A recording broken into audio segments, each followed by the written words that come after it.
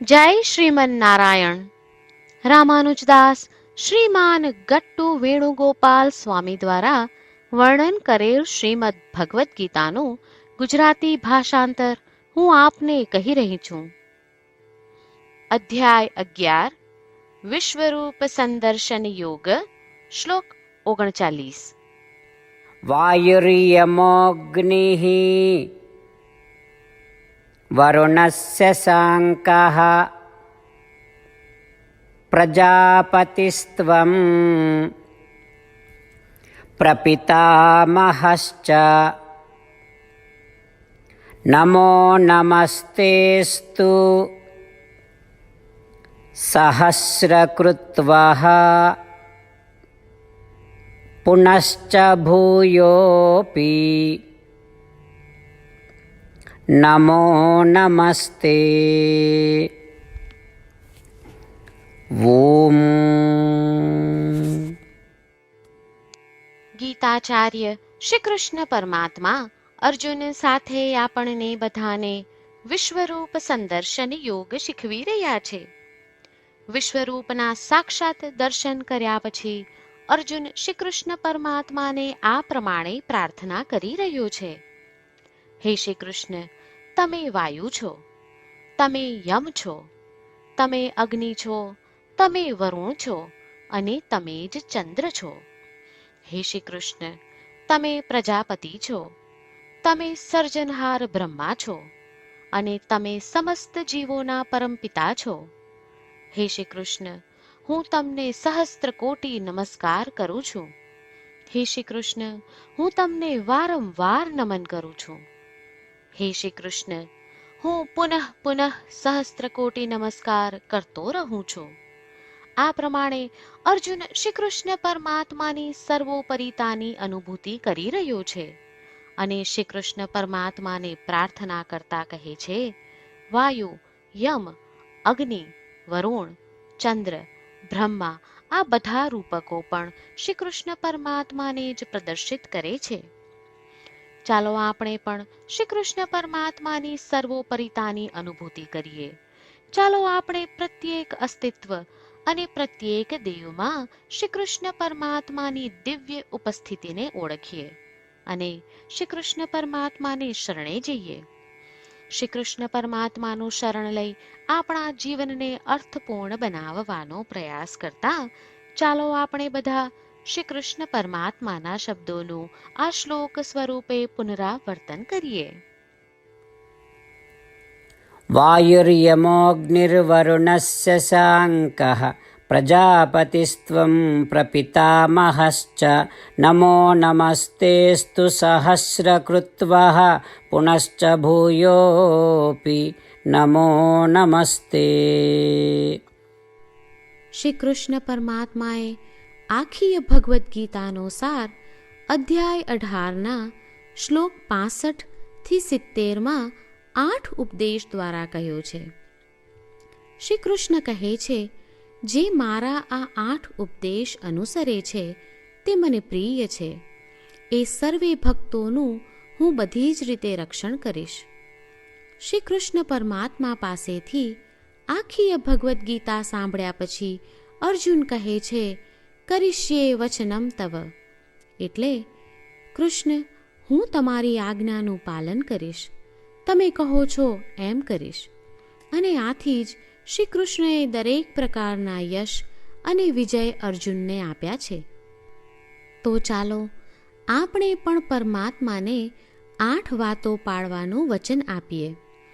પરમાત્માને આપેલા વચનથી મોટી કોઈ પૂજા, તપ કે યજ્ઞ નથી. 8 પ્રતિજ્ઞાઓ જે આપણે લેવી જોઈએ તે હું હવે કહું છું. આપ સૌ પણ એનો મન અને હૃદયથી વિચાર કરો. આ રીતે શ્રી કૃષ્ણને વચન આપતી વખતે આપણે સૌ શ્રી કૃષ્ણની હસતી મુખમુદ્રાનો મનમાં વિચાર કરીએ અને પરમ આનંદનો અનુભવ કરીએ. જય શ્રીમન નારાયણ. આપણા 8 વચનો આ પ્રમાણે છે. આપણું પહેલું વચન, હે શ્રીમન નારાયણ, તમારા ઉપદેશ પ્રમાણે હું હંમેશા તમારું ધ્યાન અને ચિંતન કરીશ. આપણું બીજું વચન. હે શ્રીમન્નારાયણ, તમે કહ્યું છે તેમ હું સદાય તમારી ભક્ત રહીશ. આપણું ત્રીજું વચન. હે શ્રીમન્નારાયણ, હું મારા કર્મો તમને સંતોષ થાય તેમ અને તમારી સેવા માટે કરીશ. આપણું ચોથું વચન. હે શ્રીમન્નારાયણ, તમે અનુસરવા કહ્યું છે તેમ મને પૂર્ણ શ્રદ્ધા છે કે હું તમારી છું. હું સદાય મારા હાથ જોડી તમને નમસ્કાર કરીશ, તમારી ભક્તિ કરીશ. આપણું પાંચમું વચન. હે શ્રીમન્નારાયણ, હું તમારા શબ્દો યાદ કરું છું.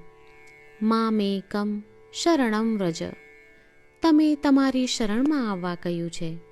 શ્રીમન્નારાયણ, હું માત્ર તમારા જ શરણમાં છું. આપણું છઠ્ઠું વચન. હે શ્રીમન્નારાયણ, આપે કહ્યું છે મા શુચ. તમે અમને આશ્વાસન આપી શોક ન કરવા માટે કહ્યું છે, તો હું દુઃખી નહીં થાઉં, શોક નહીં કરું. આપણું સાતમું વચન. હે શ્રીમન્નારાયણ, અમારા કલ્યાણ અર્થે આપે શ્રીમદ્ ભગવદ્ ગીતા રૂપી આશીર્વાદ આપી અમારા સૌ પર કૃપા કરી છે, તો હું દરરોજ ઓછામાં ઓછો એક શ્લોક વાંચીશ અથવા સાંભળીશ એવો સંકલ્પ લઉં છું. આપણું આઠમું વચન. હે શ્રીમન્નારાયણ, હું ગીતાના દૈવી શબ્દો એ ભક્તો સુધી પહોંચાડવાનો પ્રયત્ન કરીશ જેઓ ગીતાથી અજાણ છે. હે શ્રીમન્નારાયણ, તમે કહ્યું છે તેમ કરીશ, તમે કહ્યું છે એમ વર્તીશ અને તમારા માટે જ કર્મ કરીશ. શ્રીમન્નારાયણને આપેલું વચન કે દરરોજ તમે કહ્યું છે એમ કરીશું, એ જ એક મહાન પૂજા છે. તો ચાલો આપણે સૌ દ્રઢ શ્રદ્ધા સાથે પ્રભુ પાસે એક સંકલ્પ લઈએ. શ્રીમન્નારાયણ, કરીશ્યે વચનમ તવ. શ્રીમન્નારાયણ, હું તમારી આજ્ઞાનું પાલન કરીશ.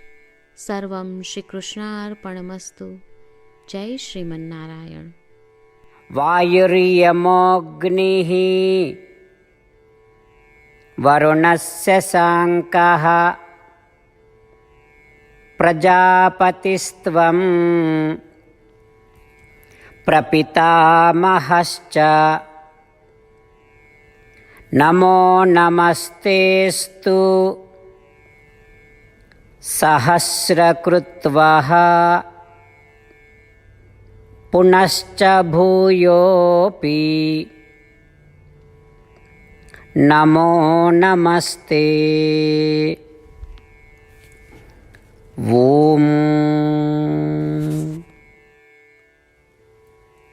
વાયુર્યમોऽગ્નિર્વરુણस्य સાંકः પ્રજાપતિસ્ત્વં પ્રપિતામહશ્ચ નમો નમસ્તેસ્તુ સહસ્રકૃત્વઃ પુનશ્ચ ભૂયોऽપી નમો નમસ્તે.